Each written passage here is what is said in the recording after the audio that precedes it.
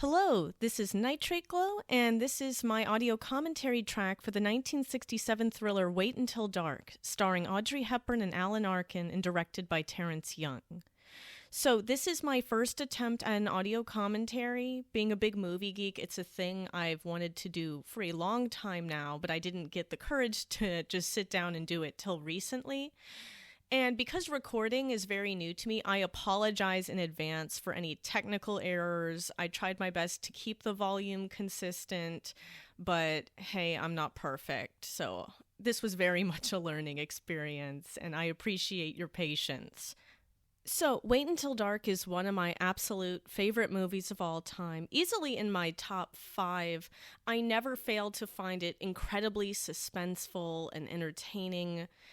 And I've come to read a lot about it over the years, and I've come to rewatch it a lot over the years. And while nothing can replicate that first viewing where it's just absolutely 100% nail-biting, and then you have that jump scare, which just gave me a heart attack, I still find that repeat viewings reveal to me new little subtleties in the acting or in the writing and the direction. So yeah, this commentary track is really me going back and forth between production history, observations on individual scenes and characters and whatnot, and also comparisons with different versions of Wait Until Dark that have surfaced over the years. So the original Broadway version from the 60s, the Broadway revival from the late 90s, the 2013 Jeffrey Hatcher rewrite where he sets it during World War II, and even a 1982 television movie that most people have forgotten about. So yeah, lots of stuff. I'm really excited to share it with you. But anyway, I'm going to quit blabbing on and just get to the synchronization instructions. So if you're interested in listening to this commentary track with the film, go take out whatever copy of it you have, DVD, Blu-ray, Laserdisc, VHS, whatever you want. And we're going to start at the 0 minutes, 0 seconds mark. So that's going to be a black screen. It fades into that image of the Warner Brothers shield over the red background, that close-up of the doll. And we're going to do a countdown. So get to that 0 point and count down with me, or don't, whatever you want.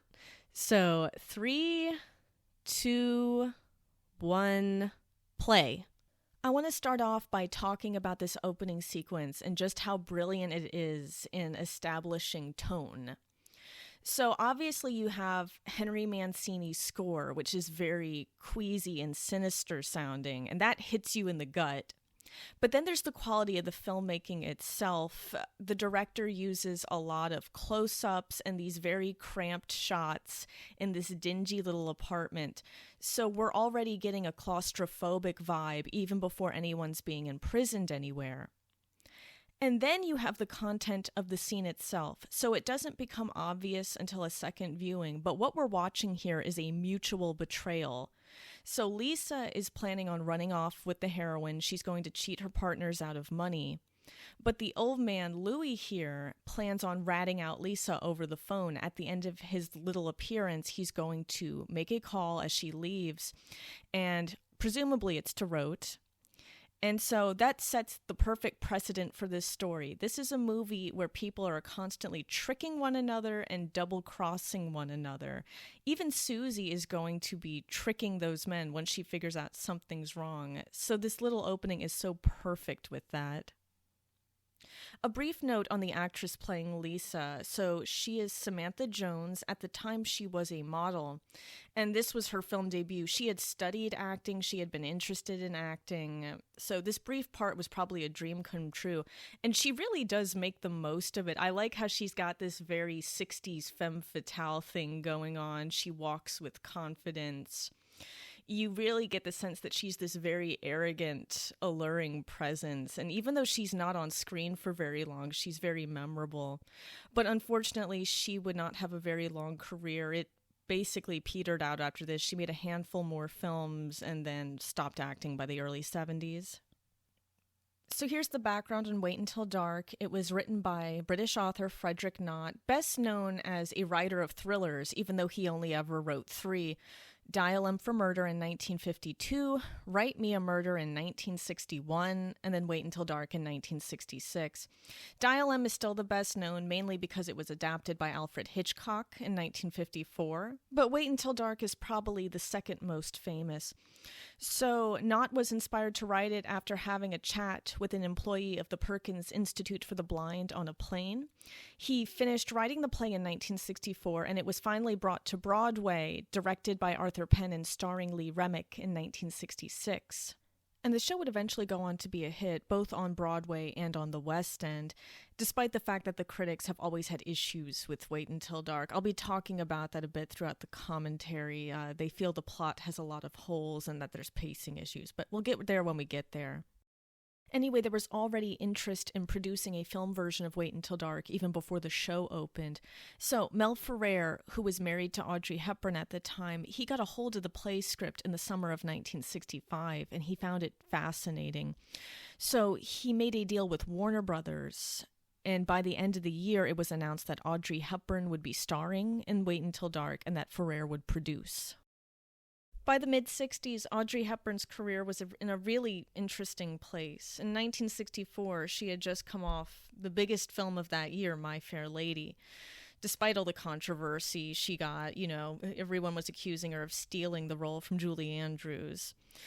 But, at this point, she's in her late 30s, and there's the sense that these ingenue roles that had made her career were no longer fitting for her age, and that they couldn't really sustain her in the changing cultural landscape. And these concerns about Hepburn possibly having to change up her image a bit appear justified when her next movie, the 1966 comedy How to Steal a Million, comes out, and it's very tepidly received by the critics. And it's an adorable, wonderful movie, but it basically is a 1930s screwball comedy in mod clothes. So Mel Ferrer advises Hepburn to take on more challenging roles. And in 1967, she's going to do two very offbeat projects. The first of these is Two for the Road by Stanley Donen, and it is a bittersweet dramedy about the life of a married couple. And the movie jumps back and forth in time, throughout their life together. And the film is very risque for the period. It deals with premarital sex and adultery in a very non-judgmental way that would not have been even possible just 10 years before. And then Hepburn's character is quite different. She curses, she carries on affairs. There's a bit more of an adult edge to it. The second of these offbeat projects was Wait Until Dark, and what sets that film apart from Hepburn's earlier work is this sinister atmosphere of latent violence. And then you have Hepburn's character, who is not only a blind woman, but she is a psychologically traumatized woman. The film implies that she's suffering from PTSD in particular. So even though Hepburn had done a thriller before with Charade back in 1963, Wait Until Dark was a far nastier specimen of the genre.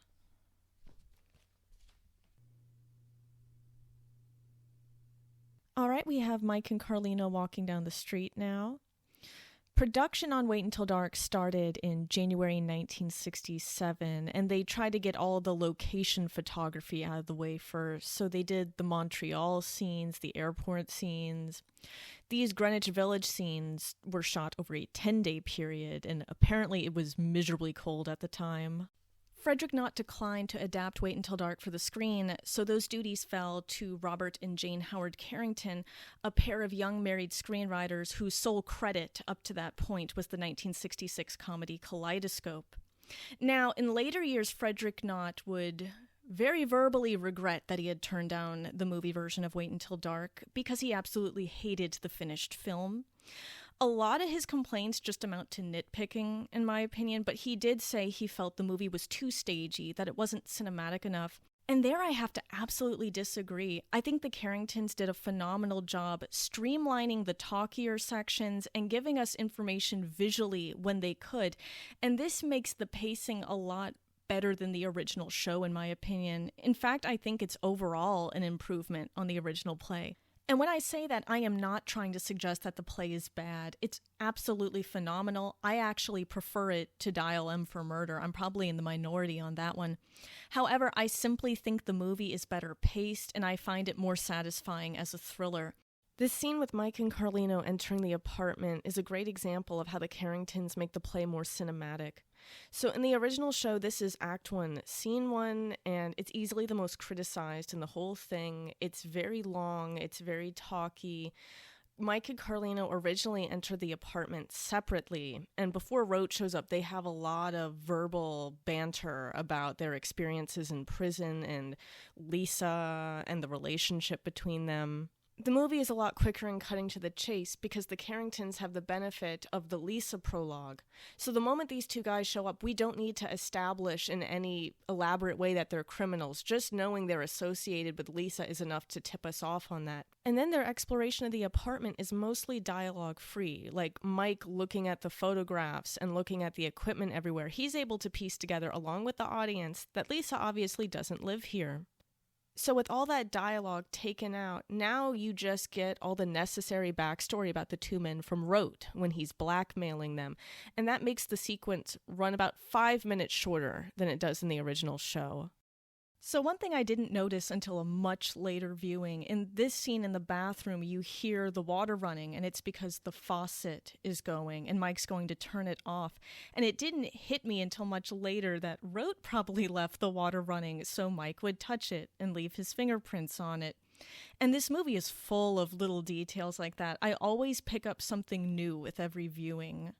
So despite Frederick Knott's complaining about the movie not being cinematic enough, the Carringtons actually stick to Hitchcock's rules regarding stage-to-screen adaptations. In his interview with Francois Truffaut, Hitchcock said that movies based on plays should try to open up the action as little as possible. He believed that if you tried opening up a play too much, you would lose what made it work on stage. So if you watch his version of Dial M for Murder, he really never cuts outside very often. Everything stays in the apartment, pretty much like the original show. The Carringtons open up Wait Until Dark more than Hitchcock and Knott did with Dial M, but I think they do so to great effect. The Lisa prologue allows this early scene to have less talky exposition. And I like seeing those cutaways to the three men outside. It allows that subplot where they're all turning on each other to have way more buildup, and I think that's more satisfying than the original show where all of that happens off stage. And here we get a very appropriately theatrical entrance for our villain, the ultimate theater kid Harry Rote Jr. from Scarsdale, played by Alan Arkin in his second big movie role. So obviously this entrance is perfect for a million reasons. So like I said, ultimate evil theater kid, so the entrance is very theatrical. He also emerges from the shadows, almost as though Rote is a creature of darkness. And he's going to emerge from the shadows a few times in the movie. Once as Rote Sr. when he shocks Gloria, and then later when he stabs Mike in the back. The Rote role was notoriously difficult to cast. So on Broadway, Robert Duvall had played the role, but he was not a star at this point. He was never seriously considered. Terrence Young's first choice was George C. Scott, who he felt could be very cold and brutal, but Scott turned the role down. And so did Rod Steiger, who was the second choice, and both of them were just very uncomfortable with the idea of playing a sadistic weirdo who goes after Audrey Hepburn. Mel Ferrer claimed he was the one who thought of approaching Alan Arkin, who was sort of a newly minted star at the time. Arkin had a background in stage and improvisational theater, but his big breakout in the movies was Norman Jewison's 1966 comedy The Russians Are Coming, The Russians Are Coming, where he played a very sympathetic Soviet naval officer. He also appeared in Vittorio De Sica's anthology film The Woman Times 7 before this, but Wait Until Dark was considered his second big movie role, and it was quite a departure from the more comedic stuff he had done up to that point. And he would never do anything like this again. Rote really is an anomaly in Arkin's career, for reasons which I will go over later. While the critics loved pretty much all of Alan Arkin's previous work, they did not feel the same about Wait Until Dark whatsoever. They pretty much universally slammed him as too over the top. One critic even compared him to Jerry Lewis, like they just did not get it. And Arkin felt this was because there wasn't a lot of familiarity about psychopaths in the popular culture at the time. I think the problem the critics had was the fact that you have this very cold-blooded, brutal character, And he's also extremely funny. I mean, borderline wacky. And he's got this weird haircut and a turtleneck sweater, and he's just odd. And I don't think they knew how to deal with that kind of approach to a psychopathic character. I think they were more used to a more straightforward example like Robert Mitchum in Cape Fear. But I think this sense of humor works in favor of the menace Arkin is able to conjure. I mean, he's funny, and that allows people to kind of let their guard down, unless you're Mike, to let their guard down a bit around him. It makes sense. It doesn't detract from his menace. It only makes him more unpredictable because you don't know when he's going to snap, when the mask is going to come off, as we're going to see when he pulls the knife in a few minutes. But yeah, I think Arkin's performance is great. I think it suits the character because we're not dealing with a gritty, realistic portrait of criminality. He's essentially a monster from a folk tale. He's Shakespeare's malevolent Richard III as a beatnik. Or if you wanted to have a socially minded analysis of the film, you could argue that Rote is essentially a countercultural boogeyman to the very ordinary middle-class Susie Hendricks. He's not meant to be tormented or have any kind of goodness in him. You're dealing with someone like Emperor Palpatine or the Wicked Witch of the West. Of course, over time, the critics would come to change their mind about Arkin's performance, though at the time, I don't think the audience had any problem with him. Interestingly, the performance was a hit with one very unexpected demographic. Said Arkin in a 1969 interview, "After I played that perverted psychopath in Dark, I got hundreds of letters from teenage girls. They told me they were in love with me. I answered them warmly and remotely." Another major part of Arkin's characterization is inscrutability, or as Arkin put it, a lack of center.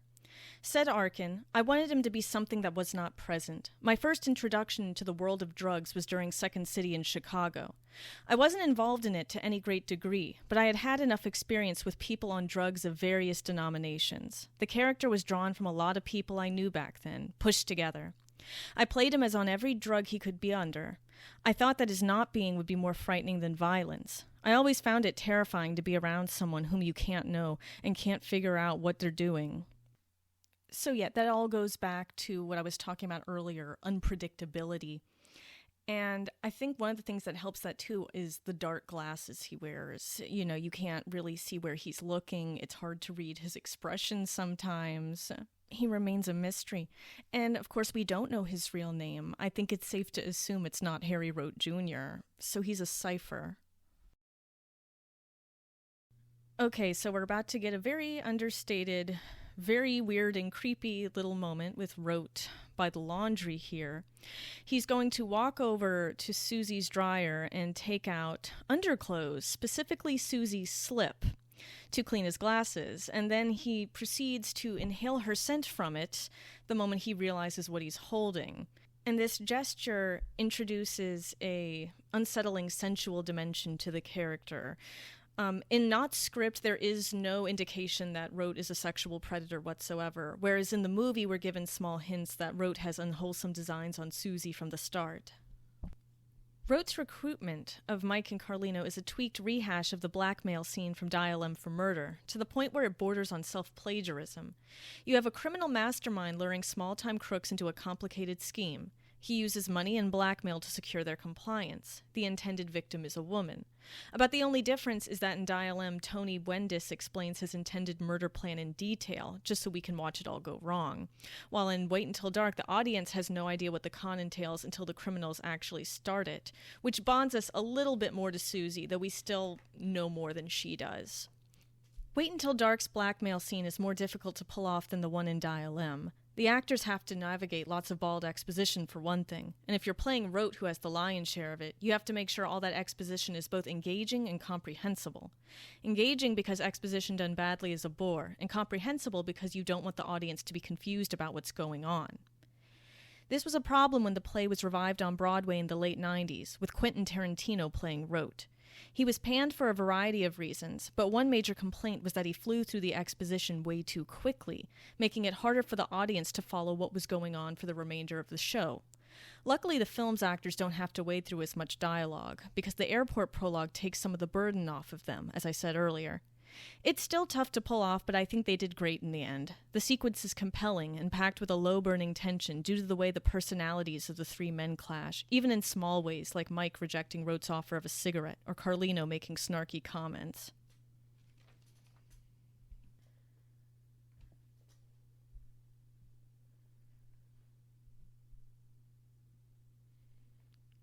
Rote taking out the knife was a major turning point for Arkin's relationship with the crew during shooting. The on-location scenes were shot before the apartment interiors, and for all that time, Arkin's characterization choices frustrated Terrence Young and the crew. There was enough disagreement for Arkin to be concerned he was going to get fired, especially since he never had to fight for the part. Considering Young had wanted George C. Scott and Rod Steiger originally, his conception of Rote probably didn't include much of the laid-back, self-amused quality Arkin has. Of course, if Arkin had been scary from the get-go, this moment would not have the same impact it does, and this didn't click for the crew until he finally pulled the knife on set. This movie had to be so strange for Audrey Hepburn fans back in the 60s. I mean, it's over 15 minutes into the film. She still hasn't shown up yet. You got these three weirdos trying to kill each other with knives and chairs and camera equipment. But I love that about this movie. I love how weird and unpredictable it is. That's part of what makes it so entertaining. And I like how Mike and Carlino grabbing whatever they have on hand in the room. It shows how resourceful they are. You know, these are characters that can think on their feet. All right, we're about to get one of the film's most memorable moments. In the play, Mike's discovery of Lisa's body is off stage. Not stage directions are as follows. Mike goes into the bedroom. We hear him unlock and open the closet door. A bed lamp is switched on for 5 seconds and then off. Mike enters from bedroom. He is obviously shocked by what he has seen. Because Young isn't limited to just one part of the apartment, the film opts to show the corpse directly. A later film probably would have given Lisa a slashed throat or something more gruesome, but the way Lisa's blouse is torn open, revealing her underclothes beneath, both suggest a violent struggle and possible rape without going into exploitation territory. It's at this point that the film is showing us it means business. You can laugh at Rote's dorky bowl cut all you want, but he is absolutely a threat, and the threat he represents never lets up, even when he starts putting on wigs and costumes. He's going to be a living, breathing incarnation of Hitchcock's bomb under the table, with the audience wondering just when he's going to go off next. And that lingering sense of danger becomes vital as we move into the second act, you know, where they're just doing the con, and there's not really any violence or shocking moments. Because this is the kind of story where, because of these early scenes, you have a good feeling that none of this is going to end well. So Mike and Carlino, after seeing their friend strung up in the closet, they decide they do not want to work with the homicidal beatnik with a bad haircut, only to be told that they have left their fingerprints absolutely everywhere in this apartment, and that pretty much secures that they either have to work with Rote or risk going back to prison, perhaps for life or perhaps to death row. And this moment's a bit opposite of Dial M for Murder. If you remember there, Tony Wendis was wiping down everything his associate Swan was touching because he was in his own apartment. Whereas here, Rote's like, yeah, whatever, go raid the fridge and try to beat me up with the furniture. You know, he wants them to touch absolutely everything. So I always wonder, you know, did Frederick not look at what he was drafting? And he was like, you know, maybe I should make this a bit different from my other, you know, hit play. So yes, while at heart this whole scene is a big exposition dump, and that's something you typically should try to avoid when writing, I can't help it. I just think it's so well done. You know, Knott mixes all these little twists and reversals and complications throughout the scene, and he constantly shakes up that stream of information being fed to the audience with these little twists. You know, first we learn the apartment does not belong to Lisa. Rote appears, pulls the knife. We have all this stuff going on. And throughout all this time, you're constantly on edge. You know, it's really hard, especially in the movie version where they shorten it a lot. It's really hard to be bored by it. You know, you're never really sure what is going to happen next. And in just a few seconds, we're about to get the next big twist in this opening scene when we finally have our main character appear.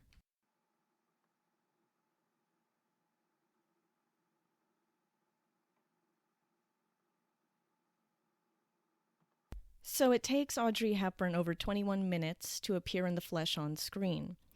Conventional writing wisdom suggests maybe, introduce your protagonist much earlier, but her prolonged entrance actually strengthens the story's suspense. We've seen how dangerous the criminals are, so Susie appears all the more vulnerable in comparison. And, not just because she's blind, but also because she appears so wholesome. If Rhoda is akin to a monster from a folk tale, then Susie is reminiscent of a fairy tale heroine about to get a visit from the big bad wolf.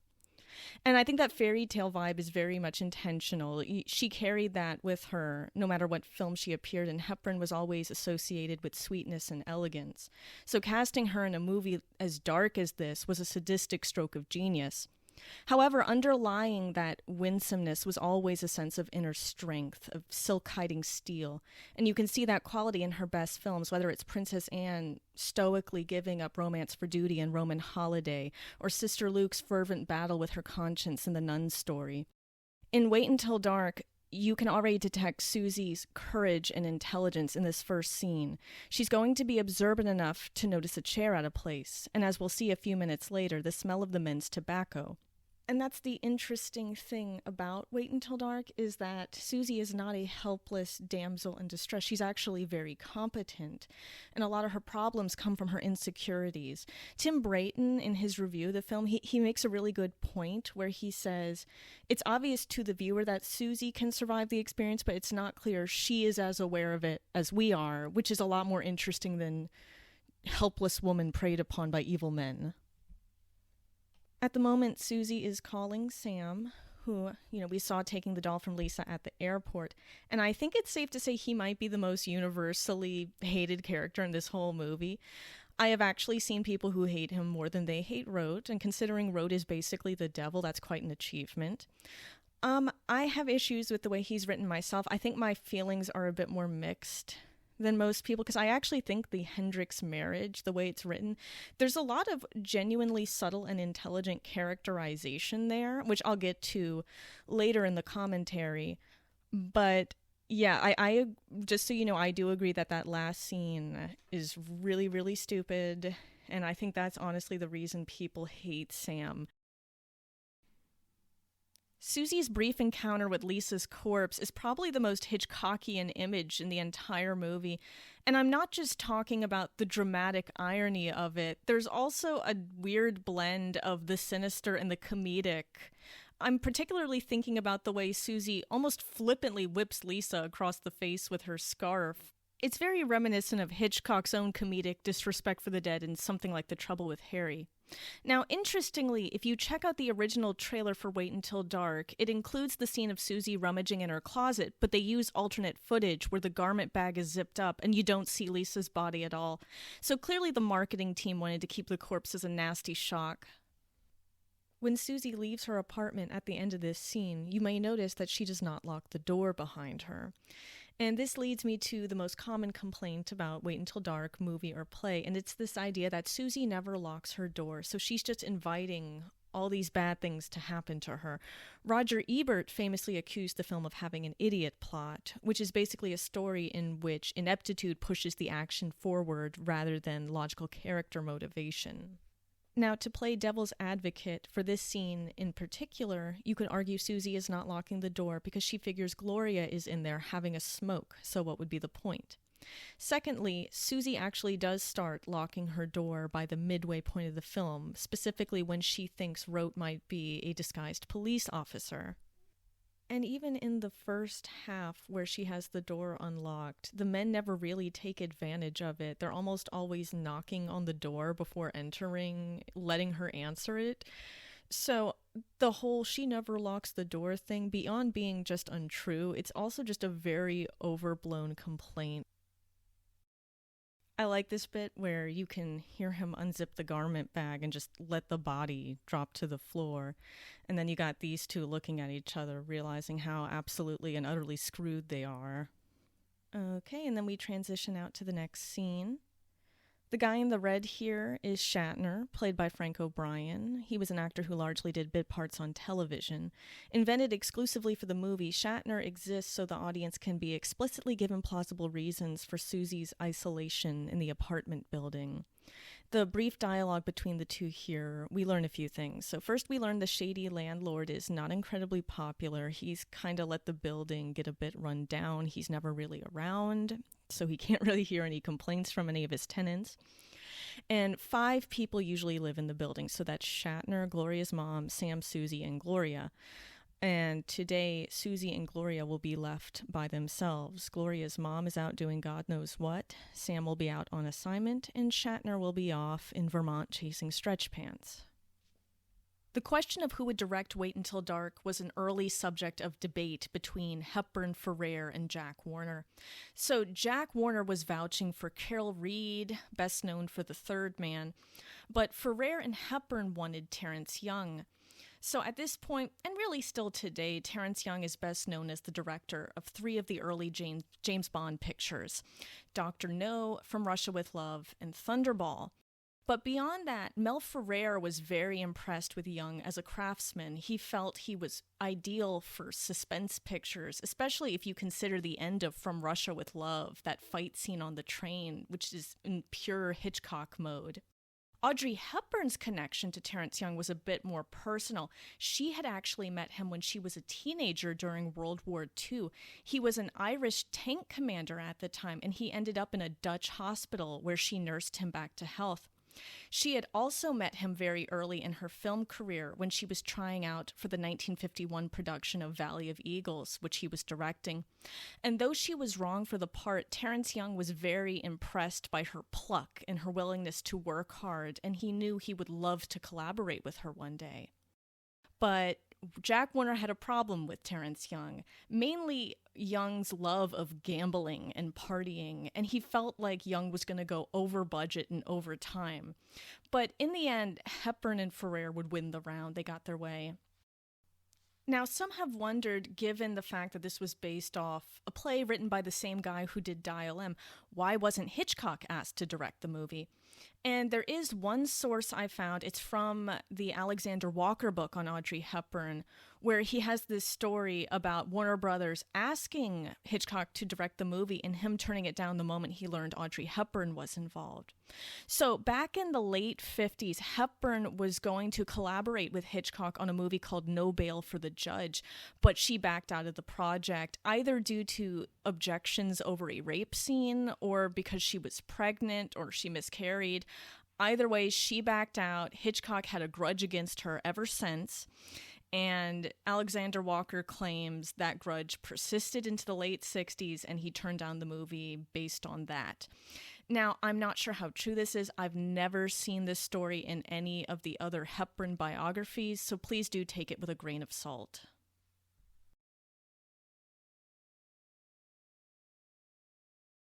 And now the movie is going to check back up on the 3 criminals, and they are parked directly across from the Hendricks apartment, right across the street. I love these scenes with the 3 of them. You know, they're just very small, but I like seeing the continued awkward dynamic. Notice how Rote has his feet propped up between the other 2. I love how he's being low-key annoying, even though we know all the horrible things he's capable of, but it just makes him weirdly entertaining to watch. Going back to Terence Young, I know there are some people who are not very fond of him as a director. Outside of the James Bond franchise, he tends to be seen as a hack, especially considering some of the awful stuff he put out in the 70s and 80s. You know, he has a very no-frill style. You can't really look at his films from an auteurist perspective. He doesn't have any recurring themes or anything like that. However, whatever you think of his style, the no-frills element is very much intentional. In a 1972 interview, Young claimed he had no use for what he called overly clever filmmaking. He didn't like using elaborate compositions and editing because he felt it would take away from story and character. It would distract the audience. He preferred to focus his energies on getting the best out of his actors, and consequently, he tended to be very much loved by them. So, I'd like to say, as awful as some of Terence Young's later films are, at his best, he's a very competent craftsman. He was able to work in a great variety of genres. And while he's not one of the greats like Hitchcock or Ford, I think he deserves a little bit more respect than he currently tends to receive. I would go as far as to argue that Wait Until Dark is actually Terrence Young's best film. He does such a great job keeping this apartment space dynamic without resorting to gimmicky angles or anything overly elaborate. And his camera positions and the blocking of the characters, while it's all unshowy, it does a great job teaching the audience the layout of the apartment. We become just as familiar with it as Susie is. And that makes it all the more unnerving when the criminals slowly turn this space from a sanctuary into a prison. Okay, it's time for me to bite the bullet and talk about Sam Hendricks. He was played by Ephraim Zimbalist Jr., back then best known as the lead of the television series The FBI, and to people my age, probably best known as the voice of Alfred Pennyworth on Batman the Animated Series. To be blunt, Sam comes off as an insensitive hard-ass, without any sympathy for Susie's situation, whether it's her struggles with her blindness or her conflict with Gloria. However, I think this scene right here shows he is not without sympathy for her.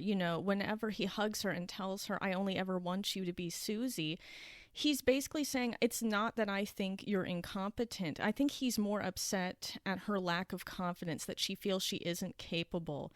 And Sam is someone, he doesn't view Susie as a victim, certainly not like the criminals do. In fact, his behavior towards her, his push for her to be more self-reliant, is the total opposite of what the criminals are going to do. I honestly think more people would give Sam Hendricks a break if it wasn't for that last scene. And unfortunately, that stupid thing he does in the last scene really does kill all your goodwill towards the guy. I like this little bit where she sticks her tongue out at him. And I love how it comes back later during the climax. But yeah, and I think it's also cute when Sam knocks on the window as, just a little goodbye towards her. Details like that make the characters really come alive, like they have an existence outside the immediate demands of the plot.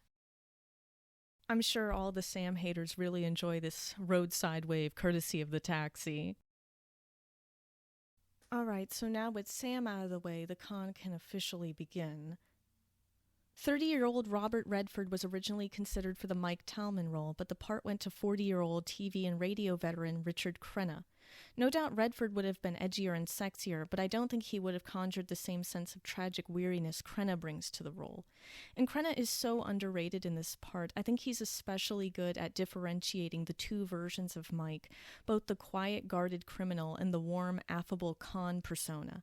In fact, I think there are parts where he's so convincing that you forget it's all an act. So Mike starts out the con by basically playing hero to Susie. Remember, Susie has PTSD, so fire and smoke are triggers for her because they remind her of how she lost her eyesight in the accident. So Mike is going to come in, he's going to put out the fire, and he's basically going to start being the ultimate helpmate for Susie. He becomes the inverted image of Sam Hendricks. So Sam won't really go out of his way to help Susie. He wants her to do everything herself. Mike is going to be the total opposite. So he's going to pick up dropped items. He's going to put away the groceries. He's going to answer her phone. At one point, he even takes her by the arm to lead her where he needs her to go for the next phase of the con. And to an insecure person like Susie, this is all wonderful and considerate, but the audience knows Mike is only conditioning Susie to rely completely on him, making her all the more easy to manipulate. Time for the question everyone asks. Why go to all this trouble of conning Susie with such a complicated story? Why not just break in and twist her arm until she gives you what you want? And people have asked that pretty much since the play originally opened. Critic Stanley Kaufman all but called the charade an elaborate excuse to get Susie to the final showdown in the dark. He even went as far as to say the play just made the audience wait 2 hours for a jump scare, something they could do at home by having someone clap their hands behind their head. Now, I'm not going to argue the con is realistic. In real life, they totally just would have broken in and beaten her up. However, going through all of Frederick Knott's thrillers, I think it's safe to say he was never terribly interested in sheer realism. Even in something like Dial M, I'm sure Tony Wendis could have come up with a far more practical manner of killing his wife than the one he ultimately goes with. And I think that's because Frederick Knott was most interested in mind games. He was interested in the way characters try to trick and deceive one another and the way they have to improvise when their plans inevitably trip up. So yeah, you definitely have to suspend your disbelief, but if you're willing to go along with it, these kind of stories can be a lot of fun. They're closer to pulp than realism. And I think this apathy to total realism might be why Knott and Hitchcock got on so well, because Hitchcock was also not that interested in pure plausibility. In his interview with Truffaut, Hitchcock claimed critics overly concerned with plausibility were dull spoil sports. You know, he viewed certain thrillers like his own The Lady Vanishes or North by Northwest as sheer fantasies rather than documentaries. The murder plot in Hitchcock's Vertigo is a great example of this thriller as fantasy idea. Vertigo's villain, Gavin Elster, could have probably cooked up a simpler way of arranging an accident for his wife instead of going to all the trouble of using a double and tricking Jimmy Stewart into believing a ghost story. But Hitchcock isn't interested in a realistic murder plot any more than Knott is. The whole point of Vertigo is Jimmy Stewart's obsession with a dead woman, not the question of who killed Madeleine Elster. So Wait Until Dark's con plot operates in the same way as the murder plot in Vertigo. Knott doesn't care how actual thugs would go about getting the heroine back. He's more fascinated with the idea that Susie Hendricks, a traumatized, visually impaired housewife, could be more than a match for three criminals who seem to have every advantage over her. And critics, they also overlook how this con serves as a catalyst for Susie's character development. It's not just filler to get us to that final fight in the dark.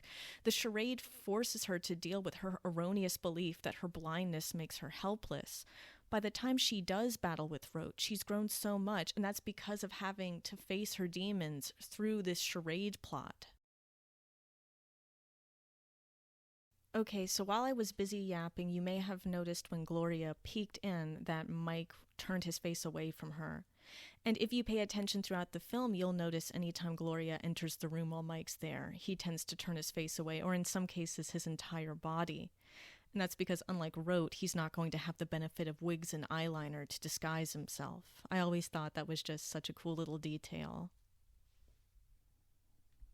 And then Susie remembers throughout this long conversation, she's left the phone off the hook. The actress playing Gloria is 11-year-old Julie Harrod. She was the only actor from the original Broadway production to reprise her role. She didn't really have too much of a screen career. In fact, this was her only movie. She would do some television work. And as for her stage career, from what I could find, she seems to have retired by the 1970s. On a first watch of Wait Until Dark, Gloria's early behavior in these scenes is really a lot to take. She is absolutely irritating, and you just want to beat the crap out of her, especially since, well, Susie is played by Audrey Hepburn. You know, she's very sweet and sympathetic. And yeah, sure, she calls her a monster, but she kind of deserves it. This is one thing that's very different from the play. In the play, there's a lot more animosity between Susie and Gloria. In fact, Susie can be nasty right back. When she's speaking with the fire department after realizing she's left the phone off the hook all that time she was talking with Mike, she makes up a lie and says, oh, well, this little girl upstairs was burning soup and I had to go stop her, and oh, you know how little girls are. And she's saying this while Gloria is in the room listening. So she is just a lot meaner towards that kid, and the fight between the two of them, the insults they kind of throw at each other are way worse than in the movie. And I think the Carringtons aren't trying to soften Susie or anything like that. I think it's just a casualty of their tendency to cut down a lot on the dialogue. And while that tends to help the pacing of the movie, it sometimes loses little bits of characterization, like Susie's more angry, aggressive edge. Oh my god, don't you just want to throttle her? I remember being so mad the first time I saw this, and she is just pitching crap everywhere. Oh, and this shot coming up, this is an extraordinary shot. I love how it takes advantage of the multiple levels of the apartment. Gloria's feet are on the left, the camera is practically on the floor, so all of that is emphasizing Susie's vulnerability. Just from the camera placement, Gloria seems to be towering over her. And with Gloria having thrown things everywhere, we have another instance of Susie's familiar space being tampered with. Over the course of this long evening, she's going to have to deal with her apartment being turned inside out. And obviously it's a great annoyance because she can't see, but it's also a great metaphor for how her self-perceptions are being thrown out of whack by all these terrible things happening to her. While most people have nothing but good things to say about Hepburn's performance in this, I have seen a few criticisms, particularly this idea that Hepburn is being overly sweet in the part, that there's really no dark side to her or anything like that, that she's too much of a goody two-shoes. And I find this idea particularly among people who remember seeing Lee Remick in the Broadway version. Being under 30 years old, obviously I did not see Lee Remick on Broadway, and thus I cannot comment, but I will offer up a defense against these criticisms. I think Hepburn's chipperness and this kind of put upon upbeat attitude, I think it's a mask for the character's insecurities. It's just as much a performance as anything the three conmen are doing. And you can see that mask kind of slipping in the more emotional scenes, like when she briefly gets in that fight with Sam, or right here where she's talking to Gloria about all the things she used to be able to do that she can't do anymore. So the idea that Hepburn is turning Susie into this pure Pollyanna character, I just don't think it bears up when you actually pay attention to the nuances of the performance.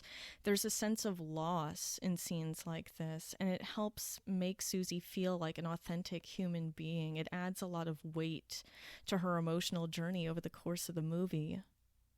Though going back to people's frustrations about Lee Remick not being cast in the film, I mean, I can get it. I think Remick was immensely talented. I think she deserved a better movie career than what she ultimately got. In fact, Lee Remick regretted missing out on the movie. She was told pretty early on that she was never going to be in the running for it because Hepburn was already lined up to do it. And she made very light of it at the time, but years later in interviews, she said, yeah, I consider the movie version of Wait Until Dark kind of the project that got away. And now this is really interesting right here. This film is famous for having only one jump scare, but this moment where Rote suddenly pops out of the shadows is very jolting, especially when you take into account his appearance. One of the things I absolutely love about Rote is how seriously he takes the acting part of this con. I mean, he just went all out with eyeliner and this costume and the Geppetto wig on loan from Tom Hanks. Like, absolutely everything is just so elaborate. And yes, he's doing it because there's a little girl in the building who can see, but I still love the amount of detail he goes into. And that's a very common thing among Frederick Knott's villains. They tend to be very theatrically minded. These guys make themselves into writers, directors, and actors. You know, Tony Wendis tries staging his wife's murder twice. In Write Me a Murder, the protagonist is a thriller writer who tries converting a story into a real-life murder. And then Rote takes it to the biggest extreme. Now, this is a really interesting moment. Mike goes to give Rote kind of a congratulatory pat on the shoulder, and Rote totally freaks out, telling him not to touch him. And I've always wondered, is it because Rote actually doesn't like being touched, or is it because he's making him break character, even though there's really no audience at this point? And it's things like that that make me wish there was an actual commentary track for this movie with Alan Arkin. Like, those are the things I would really love to know. Going back to the never-ending battles between Hepburn and the studio, one of their biggest squabbles was over where the interior scenes were going to be shot. While they did shoot the Montreal and New York street scenes out on location, the apartment scenes could have been shot anywhere. So Audrey Hepburn was hoping they would shoot those scenes in Europe, particularly Paris or Rome. And she was hoping for this because her son Sean was attending school in Switzerland at the time, and she hated being so far away from him. She felt if she was away from her son too long, she would be a failure as a mother. For his part, Jack Warner was more concerned with the Warner Brothers studio backlot. At the time, it was falling into severe underuse and actually faced permanent closure if it couldn't attract more activity. Ultimately, Jack Warner would win the round, and the interiors would be shot in Burbank, California. Audrey Hepburn avoided watching the Broadway production of Wait Until Dark. She didn't want to be unduly influenced by Remick or to copy her. However, she did follow Remick's lead in extensively studying blindness before standing before the cameras. She would study at 2 different schools for the blind. The first was in Switzerland, and the second was the Lighthouse for the Blind in New York, which was where Remick had studied. So Audrey Hepburn and Terrence Young, they both spend a lot of time studying at the lighthouse. They spent weeks there going through these exercises that were designed for people who weren't totally blind yet, but were in the process of losing their eyesight. And the exercises were designed to help them adapt to being sightless. And Hepburn worked very hard to make sure she got all this down as accurately as possible. It's funny, in Terrence Young's later interviews, he says he was really bad at all these exercises. He apparently was not the world's champion blind man. But Hepburn was super dedicated, super studious, and he said she was walking circles around him very quickly. The other vital part of Hepburn's research process was her relationship with Karen Goldstein, a college student who'd been blind since the age of 6. According to Terrence Young in an interview with Barry Paris, Hepburn had Goldstein brought to the studio, and she would watch her as she went through the motions of different scenes. So Hepburn would be intently studying how Karen would dial a phone number or how she would determine where to aim her eyes when speaking to someone. They didn't have Karen there the entire shoot because she did have to get back to her studies, but Hepburn found the aid so invaluable that she went right to Jack Warner and insisted the studio pay Goldstein for the remainder of the 12-week schedule, which they did. So yeah, absolute dedication and hard work. And it's insane to think Hepburn never considered herself a real actress. She wasn't formally trained in acting, but she never gave the public less than her best.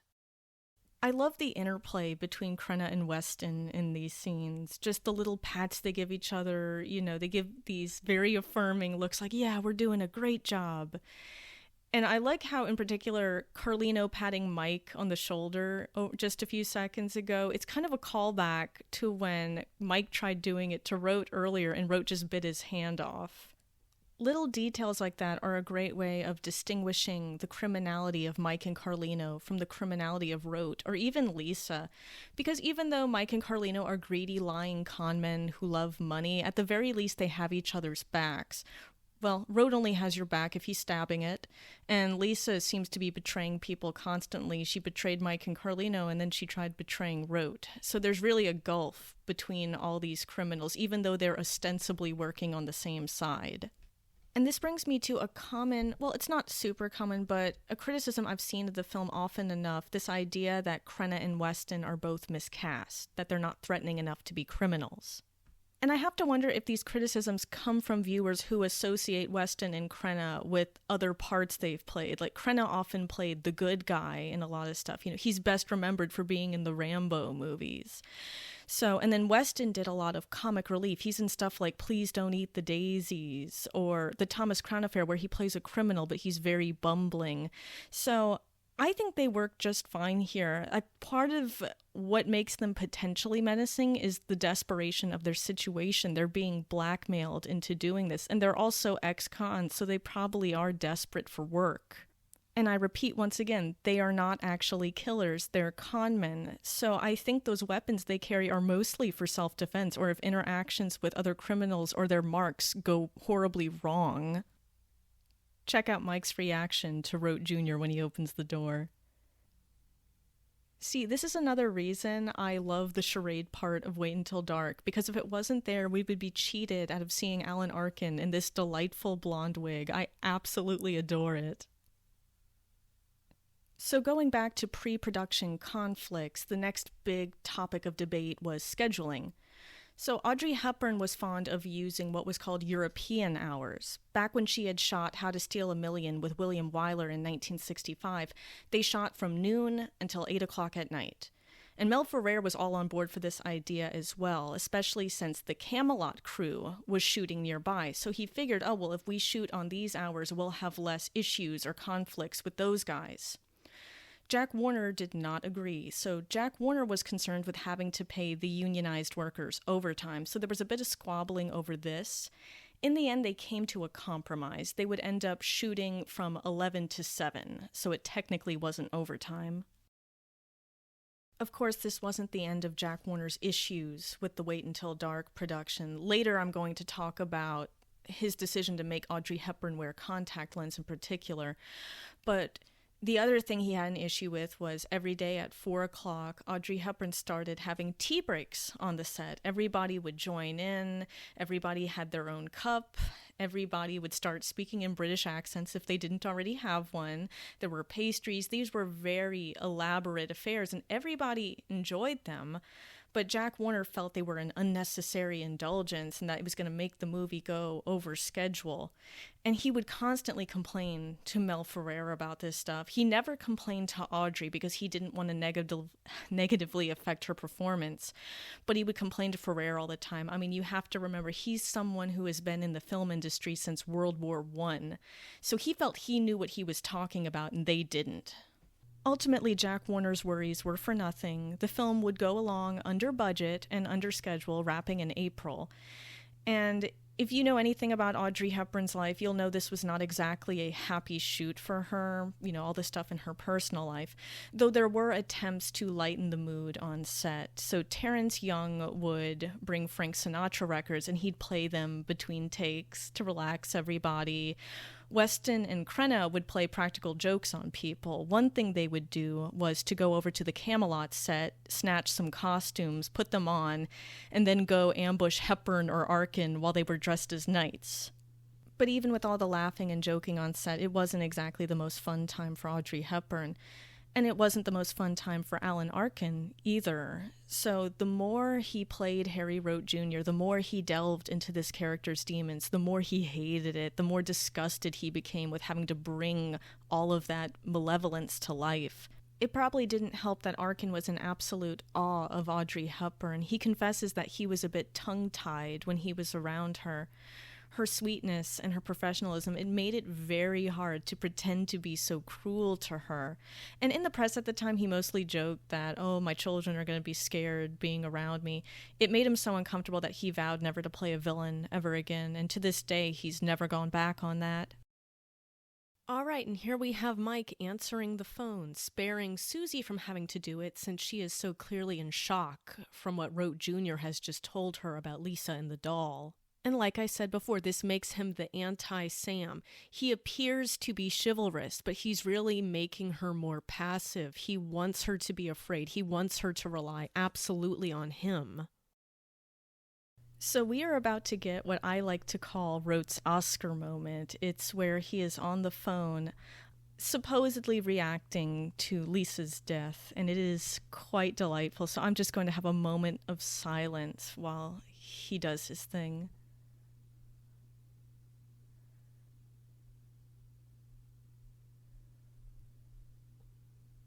My God, that is just magnificent. I love the little choking noises. And also, when he goes outside, check out his annoyed grunt. It's like he thinks he was going a bit too hard, like he was too hammy. So I'm not kidding when I say Rote takes his acting seriously. I feel like if this was a modern movie, we'd get some stupid, tragic backstory where he got kicked out of acting school or he could never make it on Broadway. So earlier I mentioned one of the biggest disagreements between Hepburn and Jack Warner was whether or not she should wear contact lens to simulate being blind. From the beginning, Audrey Hepburn is absolutely against this idea. She felt contacts would make her face an inexpressive mask, as her son Luca once put it. And she thought going for a more inside-out approach to blindness was the way to go. Like, she would be so good at it that you would instantly believe she was blind. She felt contacts were very actressy. And she felt the same way when they suggested she have prosthetics around her eyes, like scars suggesting the accident that took her eyesight. She did not want any of that because she felt it would only remind the audience that she's not really blind, that she's just an actress playing a part. Tests were made of Audrey without contact lens, and from here on out, the account gets really weird. So I read all these different Audrey Hepburn biographies and all these different sources, and they often disagree on how often she wore the contacts, who told her she needed to wear the contacts, and even whether or not she wore contacts. So if you've watched that little featurette on the DVD and Blu-ray, the A Look in the Dark thing, Mel Ferrer makes it sound like she didn't wear contact lens, and if you read the Bob Thomas biography of Jack Warner, it claims Jack Warner wanted her to wear contact lens, but she refused and he let her have her way. And there were also newspapers at the time which claimed Audrey Hepburn wouldn't be wearing contact lens. However, pretty much every Audrey Hepburn biography confirms that she wore contact lens. And we even know the name of the guy who provided the contact lens, Dr. Morton Greenspoon. At the time, he was known as the optometrist to the stars, and he supplied special contacts for Hollywood movies, pretty much from the 50s through the 90s. His most famous project is providing Michael Jackson with special contact lens for the Thriller music video. And in a later interview, Greenspoon did say, yeah, I gave Hepburn lens for Wait Until Dark, and she was sweet enough to send him a Christmas card every year for the rest of her life.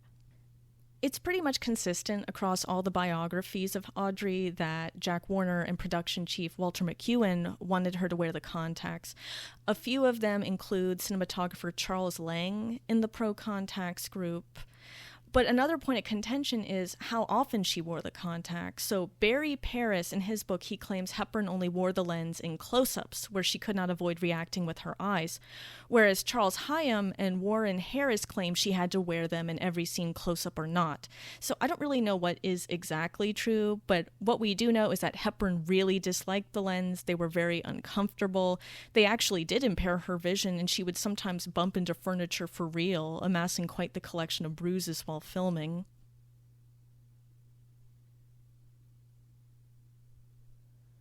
I love this moment where he takes her hand. He has to remove his glove before doing so, and the dramatic irony is just pitch perfect. She thinks he's being kind to her, and we know it's all a lie.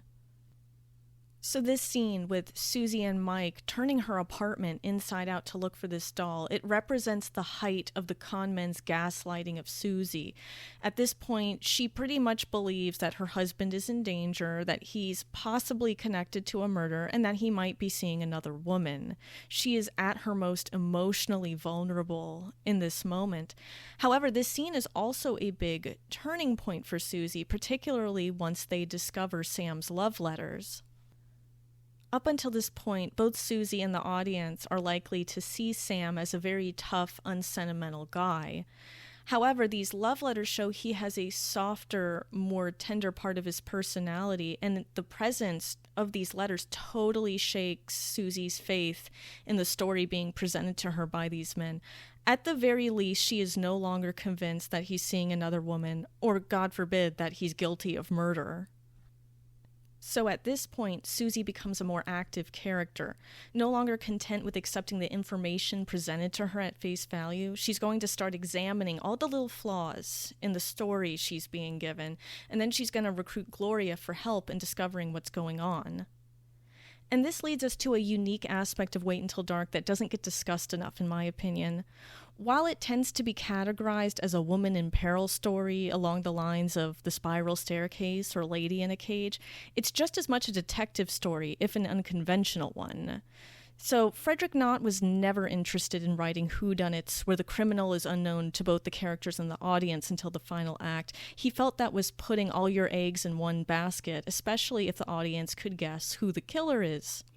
He preferred to write what he called the suspense play, where the interest comes in seeing the characters find out a truth already known to the audience.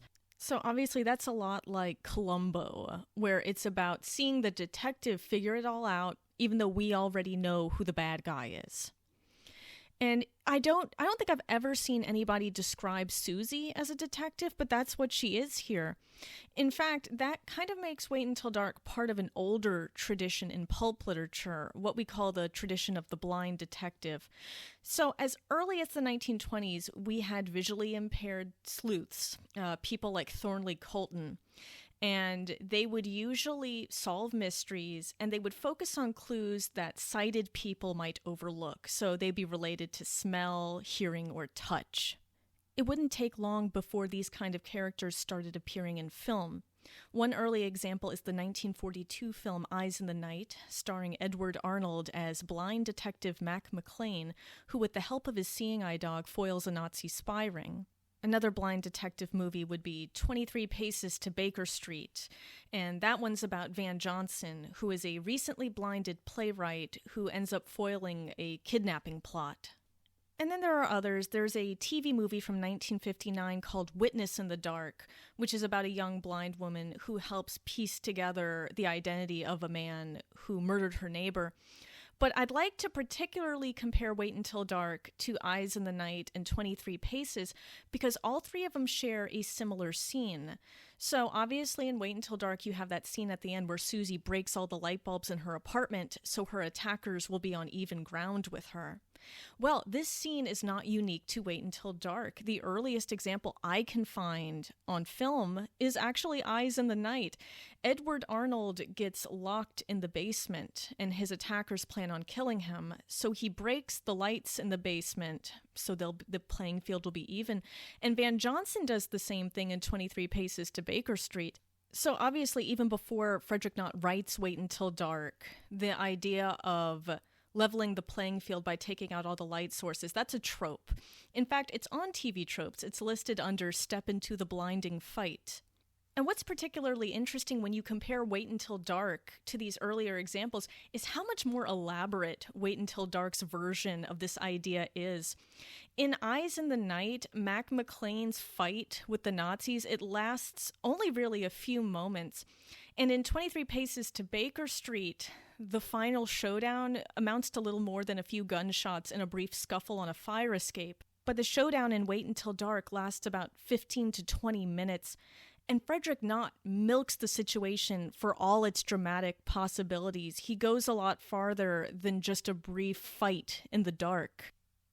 Anyway, back to the movie. Mike is about to leave, and Susie is going to thank him, not realizing he absolutely deserves none of that.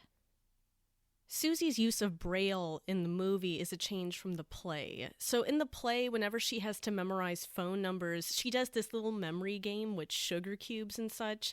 In the movie, they just go for a Braille punch board. I figure they probably thought that was simpler.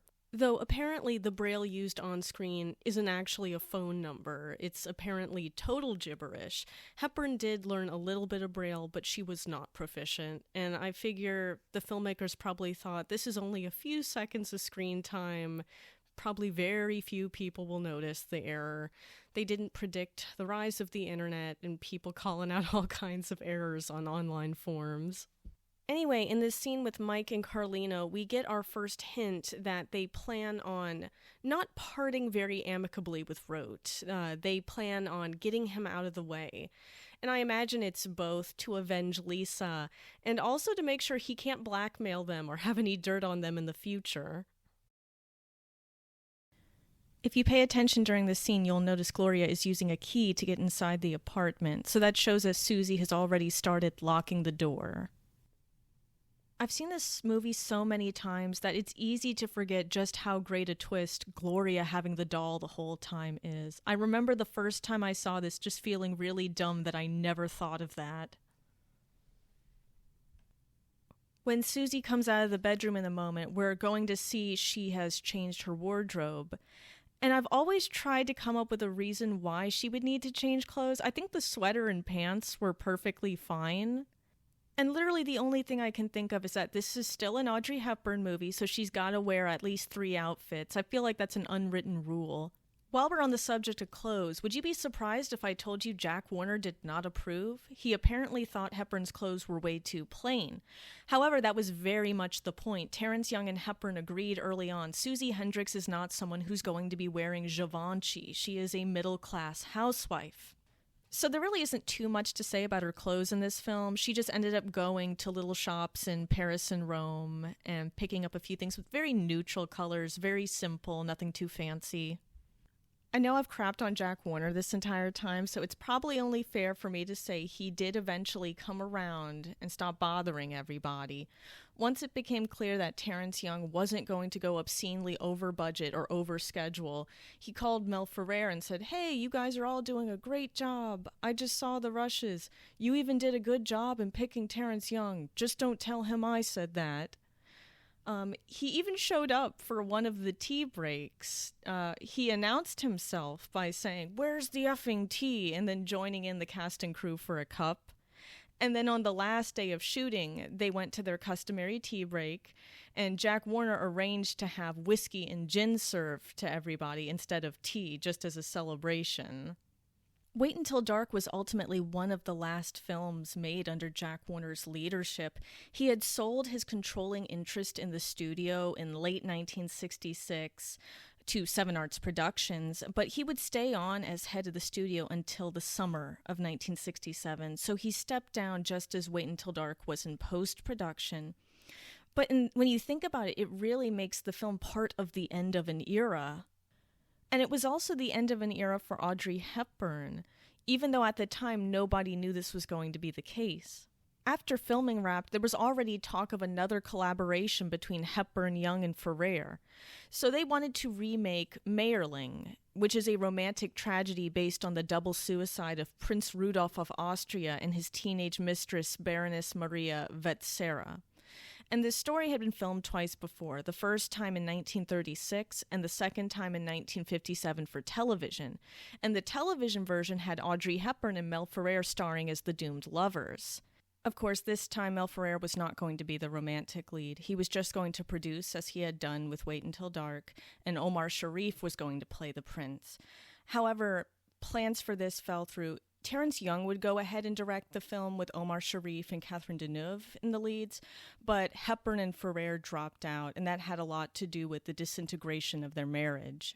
I'm not going to talk too much about why the marriage failed. The two big reasons are that Mel Ferrer could be extremely controlling, and the two of them just did not have the same expectations. Ferrer wanted Hepburn to continue pursuing her career, and Hepburn wanted more of a family life. That summer, they did attempt to reconcile, and Hepburn became pregnant, but she shortly miscarried. And by September of that year, they made it public that they were planning on divorcing, and the divorce would be made final in December of 1968. In the meantime, Wait Until Dark had its premiere at the Radio City Music Hall on October 26, 1967. If you had been there that night, you would have been treated to Dancing Dogs, the Rockettes, and live music before the movie proper. The movie would ultimately gross over 5 times its $3 million budget, making it the 14th highest-grossing film of the year. While the critics complained about the plot and Alan Arkin, they fawned over Hepburn, giving her some of the biggest raves of her entire career. But given how bad her personal life was going, I imagine all those raves were cold comfort. Hepburn returned to her son and requested that her agent stop sending her scripts. Shortly after that, in 1968, she meets Dr. Andrea Dotti, a handsome young Italian psychiatrist, and the two marry the following year. By 1970, Audrey Hepburn would have her second son, Luca, and at that point, she just totally dedicates herself to being a housewife and mother. She has no interest in making movies anymore. So for the first half of the 70s, Hepburn sticks to her wish to be exclusively a housewife and a mother. For a while, it even looks like she would never step before a movie camera ever again. Obviously, this was not the case. By 1976, she broke her 9-year hiatus off the screen with Robin and Marian, where she starred opposite Sean Connery, largely at the request of her sons. Because obviously, to young boys in the 70s, Sean Connery is James Bond, and how can Mom possibly pass up the chance to star opposite James Bond? Robin and Marian wasn't really a huge hit at the box office, though it did become a cult favorite. And Hepburn would only work sporadically over time. It really didn't revive her career or anything, though to be honest, I don't think she was looking to revive it. However, it is unfortunate that Audrey Hepburn's last handful of movies are not exactly the best. Some of them are fine. I actually like the one she did with Bogdanovich called They All Laughed. And the last film she starred in, Love Among Thieves, it's a cute little TV movie. It's kind of dumb, but it's okay. All of them are masterpieces compared to the second film she made after her hiatus, and that film was with Terence Young. Most of his 70s films tend to be either mediocre or outright bad. For me, the only real standout is Red Sun, which is a fun East meets West mashup starring Charles Bronson and Toshiro Mifune. But everything else is pretty infamous. You have The Klansman with Richard Burton, a movie where he almost died on set, and later you have Bloodline. Now, Bloodline is a thriller based off a Sidney Sheldon potboiler. It's a very soap opera-y plot, there's lots of cheesy sex scenes, and there's a sleazy subplot involving erotic snuff films. Now, Audrey Hepburn apparently did not read the source material, and I'm guessing she didn't read all the script because she didn't learn about the erotic snuff films until they were well into shooting. Hepburn went through with the film. It earned her the worst notices of her career. The movie totally bombed, and yeah, it's just an embarrassment all around. So if you're interested in seeing another Hepburn-Young collaboration and you think it's going to be like Wait Until Dark, trust me, it's not. It's poorly edited. The story is sloppy. I thought reading the book would make the story make more sense. It doesn't. Yeah, so just stick with Wait Until Dark. Rewatch Wait Until Dark again. You don't need to watch Bloodline. Okay, now that I'm finished ranting about Bloodline, let's get back to the actual good movie. We have this weird moment where Rote gets out of the van, and for a moment, it looks like he's looking through the fourth wall directly at the viewer. It's a bit uncanny. It does crack me up how close they are parked to the apartment. I mean, I get it. They did it so they could be near the phone booth. Also, the closer you are to the apartment, the less time you have to be running around in your weird old man cosplay or your terrible blonde wig. I still like making fun of it. I adore this movie, so it's perfectly fine for me to make fun of it. I love the different voices Arkin gives all the Rote characterizations. He truly sees himself as an artist in evil, a sort of Orson Welles of crime. It's interesting that at this point of the narrative, Susie is having to resort to the same methods as the con men. She is also going to role play. She is also going to lie. And obviously it's not for malicious ends. She's doing it to navigate the situation. They're not being honest with her, so she really doesn't have to be honest with them. I mean, a great example of this is when Carlino comes in earlier in this scene and she's play acting as the helpless, blind housewife. Oh, something broke the window in the bathroom, and oh, did nothing break in there? It's really hard for me to tell. Could you please check it out? And it's so crafty. And it's ironic because Susie is pretending to be what the men assume she was. That's a helpless damsel easily fooled. So in a few moments, Susie is going to learn that Mike is working with the other two to get the doll. And this prompts a question. Is Susie keeping the doll from the three men a plot hole? After all, these guys are dangerous. They've been wanting this doll all day. That being established, wouldn't giving them the doll be the sensible option, and withholding the doll only an excuse to prevent the movie from ending half an hour too early? You can probably guess that I'm going to say no. Susie may not know what's in the doll, but she does know these guys have been threatening her husband all day, that they know a lot about his background, and that they're connected to a murdered woman who happened to end up in the parking lot nearby. Now, the audience knows that Mike and Carlino really aren't too bad. You know, they don't want to hurt Susie. They just want the money. They want to get out of this bad situation. We, the audience, also know that Rote claimed the charade against Susie is intended to be bloodless, but he's lying all the time, so he's not someone to be trusted. And we have to remember, Susie knows none of this. We have seen all the scenes with those men plotting, but she hasn't. Even when Gloria later asks her if the men are detectives, she has to pause to consider that for a moment before turning down the idea. As far as she's concerned, the men are probably going to kill her when she gives them what they want. The doll is her sole bargaining chip. Give it up, and yes, they might leave her unharmed, but they might not. She really has no clue of knowing, and they've been lying to her about everything else. And considering that she's able to sense there's something off about Rote in particular, I don't think it's too much of a stretch to assume that's her line of reasoning. After Wait Until Dark, Frederick Knott would never write another play. He was pretty content to live off the royalties from his earlier work, and his wife Anne later claimed he only ever wrote for the money anyway. However, it was not the end of his involvement with the theater. And thus begins the saga of the 1998 Broadway revival of Wait Until Dark, often considered one of the most disastrous revivals in modern theater history. But I get ahead of myself.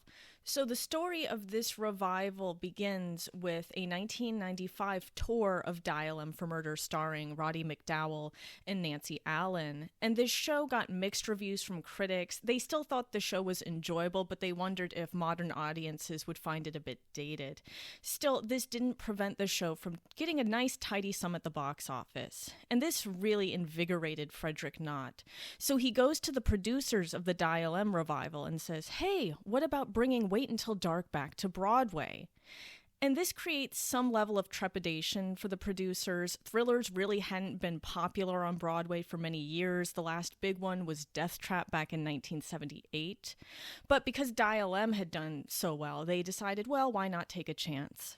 However, the revival wouldn't be using the original 1966 script. Frederick Knott agreed to update the story. So we don't have any example of the revised script. It was never published. So I had to comb through old reviews of the show to figure out some of what he changed. One of the big changes was the setting was no longer Greenwich Village. It was now the Lower East Side. Susie has a cordless phone. She buzzes people into the apartment. And probably the biggest change was a prologue scene with Lisa. So now we get Lisa on stage, frantically searching through the Hendricks apartment before the lights cut out and we hear her scream while being murdered by Rote. Meanwhile, the producers were concerned with getting star talent for the show. Marissa Tomei would play Susie, and Stephen Lang would play Mike. But it was the casting of the Rote role that generated the most attention. The part ended up going to Quentin Tarantino, back then all but considered the 1990s Orson Welles. While celebrated as a director and a writer, he really wasn't that much of an actor. He did do small parts in his own movies, and he had starred opposite George Clooney in From Dusk Till Dawn, but nobody had really seen him take on anything too big, and he certainly did not have that much stage experience. Really, his theater experience was limited to a brief stint in community theater back when he was a teenager. But I'm going to go back to the revival in a moment. If you look in the background here, we're going to see Rote cutting the phone line while Mike and Susie are talking. And this marks a big change from the original play. In the play, the phone line is not cut during this scene. The men leave with the phone intact. So there's this large period of time where Susie could have called the police but chooses not to. In fact, she doesn't think to pick up the phone until Mike returns after being sent to Sam's studio. While Mike is making threats, Susie panics and picks up the phone and attempts to contact the police, but Mike rips the phone line out the wall. And this really is the biggest logic gap in the original show. By having Rote just cut the phone line in this scene, the Carringtons are doing a major service to the script. It really is the biggest improvement they did on the not original. Anyway, going back to the Broadway revival, Tarantino was cast mainly as a stunt, and it worked for a little while. The show got about $3 million in advance ticket sales, and the opening weeks were huge. Lots of people coming into the theater just to watch Tarantino do his thing. However, the reviews were atrocious. Obviously, the critics had a field day with Tarantino. I'm going to read one of my favorite little excerpts from the New York Daily News Review. As a movie director, Tarantino may be the new Alfred Hitchcock, but as a stage actor, he is the new Ed Wood. He has the vocal modulation of a railway station announcer, the expressive power of a fence post, and the charisma of a week-old head of lettuce. So yeah, very nasty reviews for Tarantino, but he wasn't the only one to get all those bad notices. Frederick Knott's play also got thrashed quite a lot. I mean, even back in the 60s, critics were very mixed on the show, though they admitted it was an exciting night at the theater. However, by the 1990s, the critics still had all these complaints, but they also felt the show was dated, that it was way past its expiration date. While tickets still sold well for a while, there were already rumors going around that they were going to kick Tarantino out the show and replace him with Michael Richards, of all people. You had these headlines saying things like Killer Kramer, and that was the first thing Richards was going to do once Seinfeld was over. But this never happened. The show ended up closing after 97 performances. However, it was not the end of Wait Until Dark as a viable stage property. In 2013, the play was retooled by playwright Jeffrey Hatcher. Instead of updating the play to modern times as Knott had tried to do, Hatcher reset it during World War II. And as a result, the show gets this kind of noirish vibe. There's a much faster pace to the whole thing. And then Hatcher adds all these neat little tweaked details to suit the period. My favorite is that Rote, instead of wearing squeaky shoes that end up tipping Susie off, he has a self-inflicted club foot. In the opening scene, he brags about how he destroyed his own foot so he wouldn't be drafted for the war. This new Wait Until Dark would prove a success when it opened at the Geffen Playhouse in Los Angeles, and ever since then it's become a popular alternative to the Knott original. And now Gloria is about to take her leave, seemingly not afraid at all at the prospect of being in the New York streets in the middle of the night.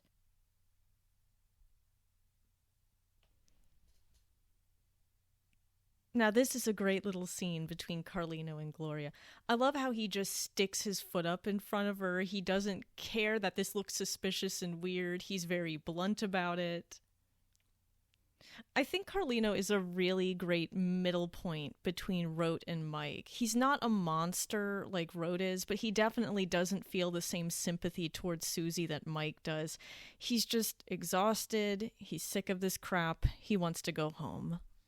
So as Gloria walks off into the night, we're about to proceed to what may be the most famous moment in the entirety of Wait Until Dark, where Susie takes out all the lights in her apartment so her attackers will be at a disadvantage. In not script, Susie takes out the lights with Gloria's help. In fact, they really don't do all that much light bulb breaking, they just go and mess with the fuse box a bit. By contrast, the Carrington screenplay milks this moment for every last bit of drama. The very pacing of the scene is absolutely perfect. Susie tries calling the police, and then she slowly follows the phone cord, realizing it's not connected, the phone is dead. And then that's when this moment of sheer terror hits her, and she's absolutely vulnerable. And it's only after that moment of panic that she comes to the realization that she can level the playing field by taking the lights out. And when she does, there's no messing with the fuse box. They go for the far more intense option of having her unscrew all the light bulbs by hand. Now that the score has returned, I guess this is a good time to talk about Henry Mancini's music. Mancini was brought on board at the request of Audrey Hepburn, and Wait Until Dark was a very atypical project for him. He tended to work on a lot of lighter films and comedies, things like The Pink Panther or The Great Race. However, he always longed for more challenging, dramatic projects, and Wait Until Dark gave him a great opportunity to exercise a darker part of his ability. Mancini's central device was the use of two pianos, one tuned normally and the other tuned a quarter tone flat. And the impact of that device is absolutely wonderful. It has a very queasy quality. In fact, while they were recording the music, one of the pianists complained that the music made her feel ill, and Mancini took it as a compliment because he wanted the music to have that visceral effect. While the soundtrack is one of Mancini's best, it did not receive a full release back in the 60s. The music was just considered too eerie to really be commercially viable. However, the score would have an interesting history in the meantime. So around the early 70s, Warner Brothers was dealing with a musician's strike, and this was really affecting their television department. They have this movie called The Eyes of Charles Sand, and it's supposed to air on television, but there's no one to write the score for it. So Warner Brothers cobbles together music from the Wait Until Dark soundtrack and the Omega Man soundtrack, and they don't bother contacting either of the composers responsible for the original music. They just put it on TV and hope it won't be noticed. Unfortunately, someone did notice. That person was Henry Mancini, who just happened to catch Charles Sand the night it aired. He was very unhappy about it and made motions to sue Warner Brothers. Depending on what source you read, he either sued and won, or they just settled out of court.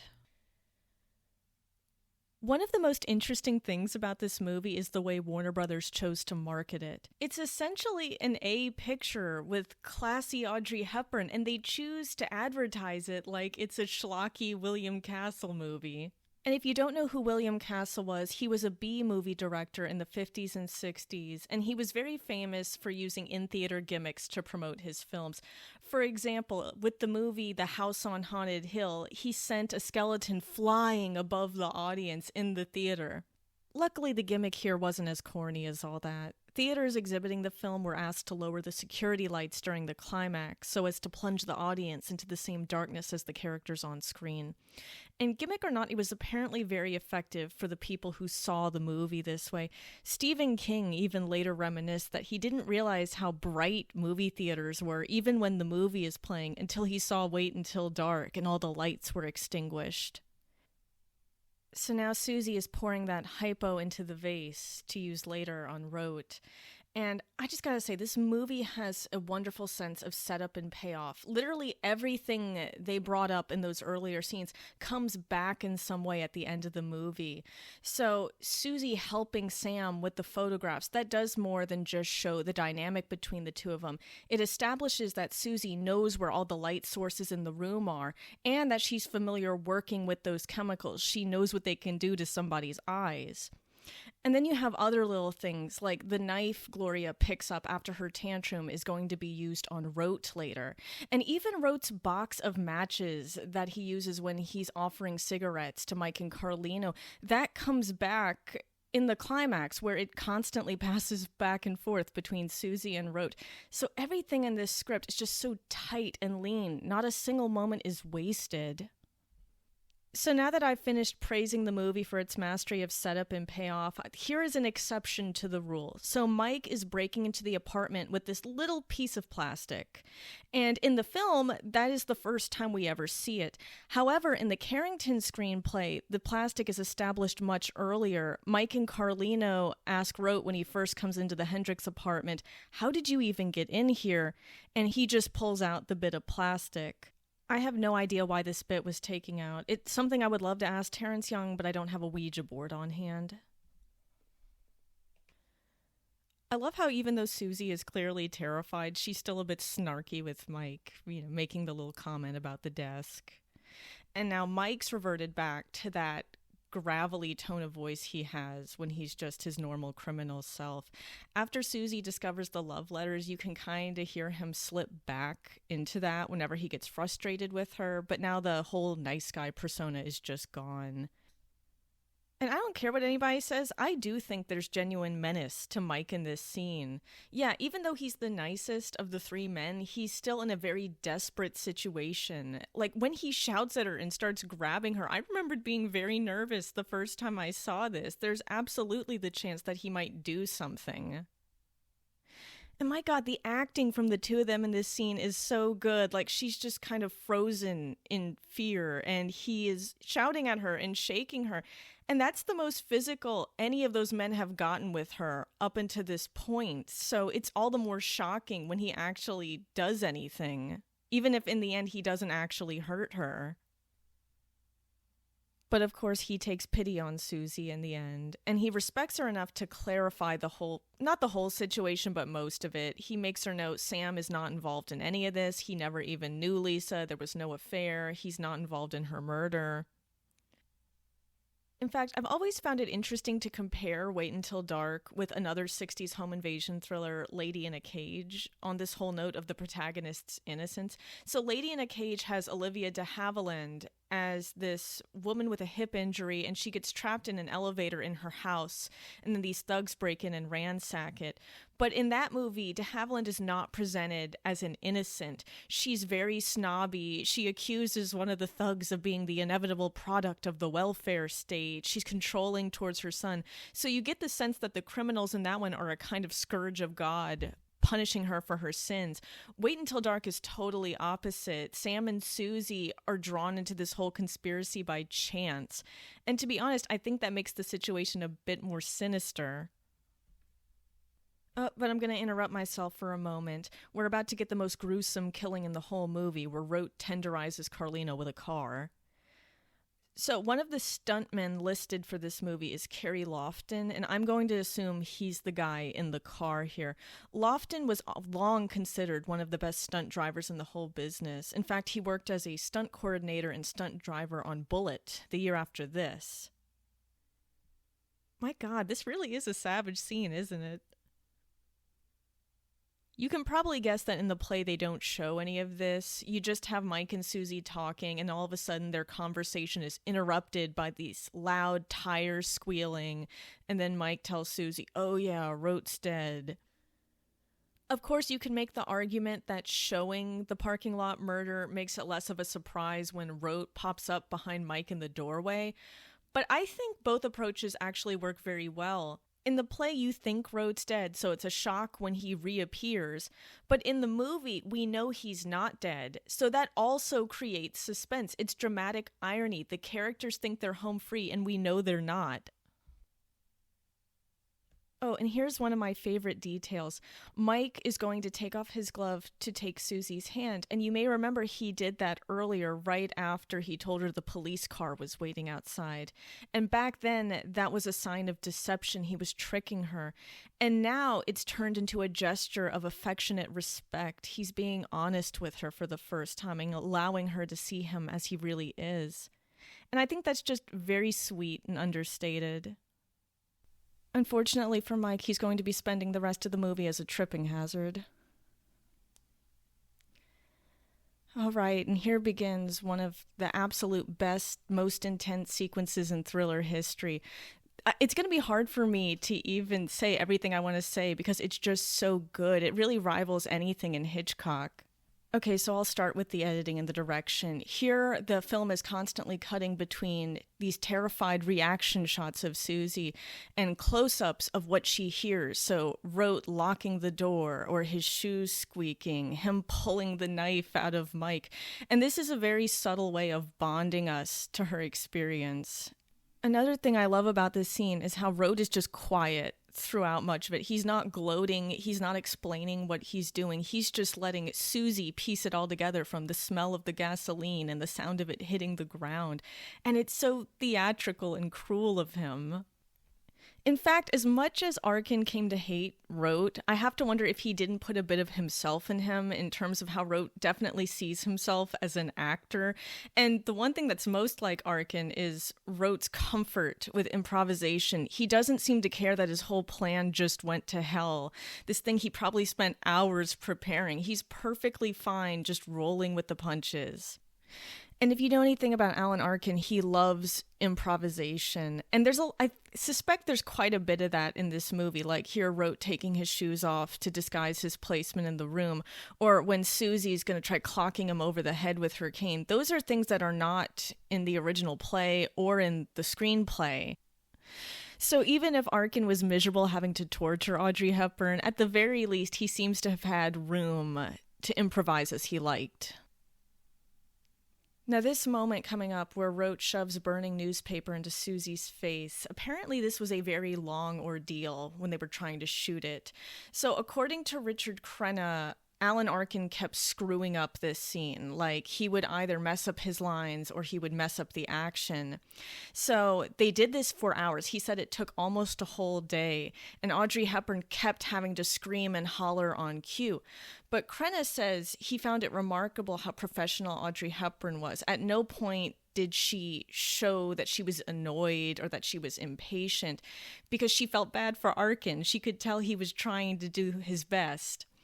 And Crenna said for him, for the rest of his life, that showed what true professionalism was. Because he said, quote, "I would have jumped up and down on Alan's head." Oh, and there we go. Mike's a tripping hazard. And then poor Susie, it's hitting her how much of a sinkhole she's in. Something I find very remarkable about Hepburn's acting is how realistically she portrays fear, but she's not just shrieking and blubbering. You can tell she's trying to hold it all together. This woman is terrified out of her mind, but she's trying to control her breathing. She's trying to center herself so she can figure out, how can I escape this situation? And then, of course, Rote is being very chatty and laid back. And ironically, that is so much scarier than if he was shouting and screaming. In fact, if you want an interesting comparison to this performance, there's a 1982 television movie version of Wait Until Dark, which has Catherine Ross as Susie and Stacy Keach as Rote. And Keach was an admirer of Arkin's performance in this film, but he said he wanted to do something totally opposite, so he wasn't just repeating it. And he goes for a far more manic performance where he's like doing all this evil giggling, and he seems more deliberately unhinged. And it's very interesting and a valid take, but it's not as intense as this, in my opinion. Now, this scene where Rote teases Susie with a scarf, it's proof that you don't need to get graphic to make the audience uncomfortable. Because on the surface, this scene could easily be comical. It feels like something a mean child would do to a blind person. But the way he keeps running the scarf over her face and neck, that makes you nervous he might actually go to strangle her. And if you watch the 80s TV movie, Stacy Keach does actually wrap the scarf around Catherine Ross's neck. But Arkin goes for a more playful and even sensual approach to the scarf. He almost treats this like foreplay, especially when he starts stroking her face. And that's so disturbing. It's much more effective than if he was beating her up. Now, you may have noticed the large dark spot on Hepburn's wrist, and I'm willing to bet that's an actual bruise. Hepburn reportedly injured herself quite a bit while filming this. She would bump into furniture a lot, or she would trip. And the most extreme of these on-set accidents involved her taking a fall down the apartment staircase. And apparently it was so hard a fall that she actually damaged the stairs, and they had to call in the studio carpenter. And then at long last, Susie turns the tables on Rote. You've had to endure 5 minutes of him just torturing her, so it's so satisfying when she finally throws that stuff in his face. I also like how this is the first time we see Rote totally lose his composure. That very laid-back, chill persona goes completely out the window the moment he no longer has complete control of the situation, and that's the only time he resorts to shouting and screaming. Just like here, he thought he had control of the situation back, but nope, now he is totally flammable. This constant back and forth between Susie and Rote is why the climax of Wait Until Dark is such a classic. The power dynamic between these two characters is constantly shifting because they're pretty much equals. They're both very intelligent, very resourceful characters who are willing to do anything to come out on top. And man, once again, I adore Hepburn's acting here.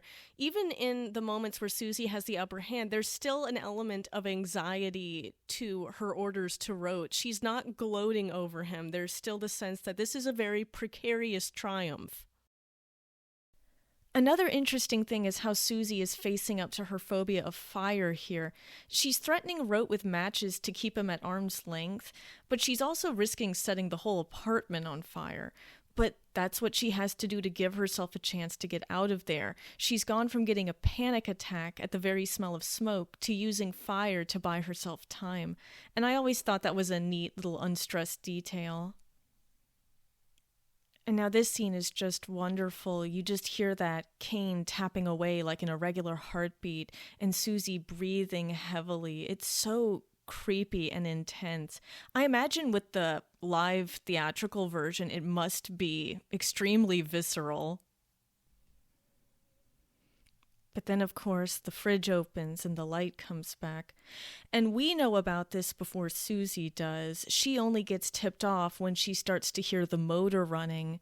And you remember in the scene where Carlino's raiding the fridge, they establish how loud that motor is, so it all comes back. So I know the jump scare tends to be voted the scariest moment in this whole movie, but I disagree. I think the stretch between Rote opening the fridge and him trying to take Susie to the bedroom is the most terrifying material in this whole film. Because during the jump scare, he's already dying, whereas right here, he's uninjured, he's physically more powerful than her, she's locked in with him, and she's about to give him the doll, so that was her last bargaining chip. Her situation is at its most hopeless here. Hooking Susie with the cane is another bit I think Arkin might have improvised, because it's not in the play and it's not in the Carrington script. And just like the scarf, this is something that could easily be made comical if done wrong. But it's disturbing because, firstly, it evokes the idea that Susie is a lamb being led to the slaughter. But on the other hand, there's this very unpleasant, kinky edge to it, especially when Arkin keeps pulling her towards him, even after she's fully descended the stairs. Like, in another context, such a gesture could be seen as flirtatious. I'm thinking of something like Indiana Jones in the Temple of Doom, where Indy hooks Willie Scott with his whip and pulls her over to him. But here it's just creepy. So apparently Audrey Hepburn was especially nervous doing this scene, particularly the part where she has to stab Alan Arkin in the gut. And she said to the press at the time, "I have never killed anyone in a film before. I hope never to do it again. I don't like it even though this was strictly in self-defense." However, Hepburn actually had killed someone on screen before. In the 1960 Western The Unforgiven, she shoots somebody. And she would kill again in Robin and Marion, where she poisons someone. So that makes Audrey Hepburn's on-screen kill count a whopping 3, just in case you wanted some fun trivia for parties. Now here's a moment for all you Freudians out there. Rote pulls up the doll's skirt and then stabs it with his phallic symbol of choice, giving the audience a sinister foreshadowing of his bedroom plans for Susie. And throughout Wait Until Dark, Terrence Young mostly avoids that sort of blatant sexual imagery favored by Hitchcock, so this moment really stands out. A quick bit of trivia. The music in this scene, complete with Alan Arkin's whistling, was reused in the trailer for the 2011 thriller Dream House. Hepburn's terror here feels so genuine. She's completely tensed up. And when Rote grabs her and goes to take her to the bedroom, you get the sense that she has to will her legs to move. It's just so affecting. And then you have Terrence Young's wonderful direction during this scene. He chooses to keep Susie and Rote in silhouette, so they're just one massive shadow struggling in the frame. And because it's so hard to tell what's going on, it keeps the audience in dreadful suspense until that moment Rote finally collapses and we see the knife sticking out his stomach. The upcoming jump scare is easily the most celebrated moment in Wait Until Dark, but it took some trial and error for them to effectively put it on film. So earlier I said Terrence Young preferred a simple approach to filmmaking. He didn't like fancy tricks with directing. He was going to make an exception for the jump scare. So he originally shot this scene 100% in close-up and from 5 different camera positions. However, this didn't work, so Young just went back and redid the scene in that single wide shot we see in the finished film. It's a lot of fun hearing stories from people who saw Wait Until Dark first run. Audiences pretty much always screamed during this scene, and they wouldn't just scream, like they'd throw popcorn in the air, people would dive into each other's laps, the walls would shake from the force of all the screams of those hundreds of people packed together in the dark. It's just so much fun. And I think the jump still works very well today. I mean, I practically sailed off my couch when I first saw it. And whenever I watch it with other people, it's always great to see their reactions. In fact, right now, I'd like to share 2 reactions to the jump scare. So the first is from director James Cameron, who saw Wait Until Dark when he was 14 years old back in 1968. And he saw it twice. So the first time he saw it in the theater and the second time he saw it at the drive-in. And what's funny about the time he saw it at the drive-in was that when the big jump scare happened, you could hear muffled screaming from all the different cars. And the young James Cameron was very impressed by this. He said the jump scare in Wait Until Dark was the first time he truly understood the visceral power of cinema. The second reaction is from Alan Arkin's mother, who attended the film's opening at Radio City Music Hall. After the jump scare, she proudly stood up and shouted, "That's my son." Though it must be said, when he later came by for a visit, his mother treated him very coldly, and he wasn't sure why. And then when she slammed his dinner plate down in front of him, he finally broke down and just said, "Why are you treating me like this?" And she said she was still annoyed at him because of how he treated Audrey Hepburn in Wait Until Dark. So you know you did a good job when you're so evil in a movie, even your own mother is miffed at you. Oh great, now we've come to the scene everybody hates. It really is annoying that this movie is so great and that its absolute worst moment comes in this last scene, where Sam demands Susie walk over to him after she's just had the night from hell. So Sam having Susie walk over to him, it is in the original play, but it's not nearly as obnoxious as it is here. In the play, he enters the apartment and he just kind of stops on the stairs and Susie eventually walks over to him. He doesn't verbally ask her to come over. And it's just so annoying in the movie, and I try to be a bit charitable because I get what the Carringtons were going for. So this is what the screenplay reads. At that moment, there is the sound of running footsteps, and Sam races into the room. Rushing for Susie, he suddenly stops halfway down the stairs. Looking at her surrounded by the debris of all she's been through, he stops because he knows he can do better by her than just racing to comfort her. So yeah, I guess that works on a thematic level. But on an emotional level, I just want Audrey Hepburn to up her body count to 4. Because it's terrible. She's covered in blood and she's shaking behind the fridge. There are 2 bodies in the apartment of men you have never seen before who were going to do God knows what to your wife. That's one thing they improve in the Jeffrey Hatcher version. There they have Susie insist on walking over to Sam. So it's less of annoying if they make it her decision. But anyway, I don't want to end this commentary on so negative a note, especially because Audrey Hepburn is just so wonderful in this last scene. Her tearful relief and that last smile are so touching. It really makes this one of the most earned happy endings in all of cinema, even if we still have to deal with stupid Sam. At the very least, Susie loves him, so I guess I can accept him. So now we come to the end of the movie, and I've always felt there was a bittersweetness about this ending, not because of anything that happens in the film itself, but because this is the last movie of Audrey Hepburn's heyday, and it's one of the last old school style thrillers to come out of Hollywood before everything became more aggressive with stuff like Clute and Frenzy in the early 70s. Anyway, let me talk about this hilariously ill-fitting pop song over the end credits. I love how the lyrics have absolutely nothing to do with anything that happens in the movie. If they actually wanted an end credit song that fit, maybe they would be singing about, I don't know, not being stabbed or anything like that. But this is sung by Sue Rainey, and the song did receive a cover outside of the film. Scott Walker did one, but it never really became Moon River levels of popular. But that's effectively the end of the commentary. If you're still listening, you absolutely deserve a medal. I'm sure I sounded absolutely geeky throughout the whole thing, but I can't help it. This is just one of my absolute favorite films, and I feel like it's never fully gotten the appreciation it deserves. And to be honest, this movie deserves a much better commentary track than the one I've given here. Like, ideally, I would love to have a film historian sit down with Alan Arkin or Julie Harrod or one of the few people still left alive from this movie and just hear their stories directly. But for now, I enjoyed doing this commentary, and I hope it was fun to listen to. I hope it was informative. But that's really all I've got to say, so that was my commentary for Wait Until Dark, and hope you enjoyed.